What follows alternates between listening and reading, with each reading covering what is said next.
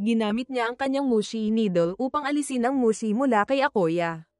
Habang isinasagawa ang lunas, lumabas mula sa katawan ni Akoya ang isang kakaibang spiral worm, at sa sandaling iyon, nabalik ang kanyang malay. Sa unang pagkakataon matapos ang matagal na panahon, nakapagsalita na muli si Akoya.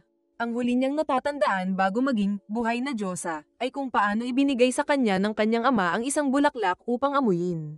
Simula noon, ang bawat araw ay tila isang bangungot na paulit-ulit niyang nararanasan, ang pagtanda, pagkamatay, at muling pagkabuhay.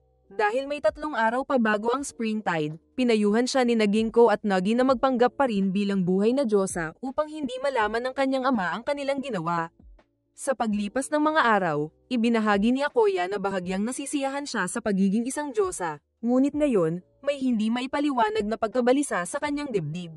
Ipinaliwanag ni Ginko na ang mushi ay may mixing buhay, at isinasaayos nito ang biological clock ng host sa sarili nitong ikot ng buhay. Kaya tuwing ito ay namamatay, isang bagong mushi ang ipinapanganak, dahilan kung bakit nararanasan ni Akoya ang paulit-ulit na pagtanda at muling pagbuhay.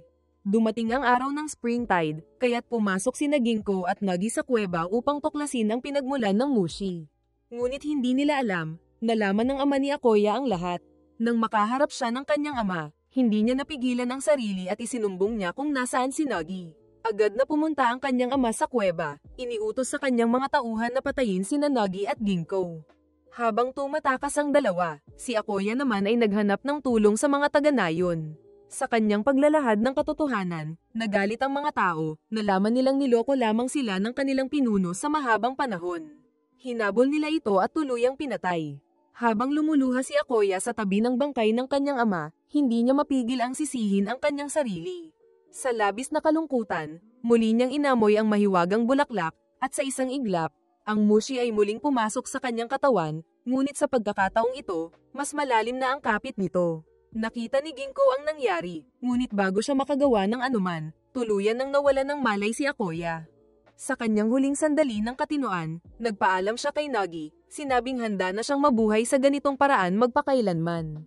Dahil hindi nakalabas ng isla bago ang high tide, kinailangang manatili ni Ginko ng 1 pang buwan upang gamutin ang iba pang dating buhay na Diyosa. Sinabi niya kay Nagi na hindi lahat ay matatanggap ang bagong buhay nila, tulad ni Akoya. Sa paglipas ng panahon, isa-isa, may mga bumabalik sa kuweba sa tuwing springtide, hinahanap muli ang mushi at nagnanais muling maging isang buhay na Diyosa. Ang isla ay nanatiling misteryoso, at ang sumpa ng mushi ay patuloy na umiikot, paulit-ulit na sinasakop ang puso ng mga taong hindi kayang mabuhay nang wala ito.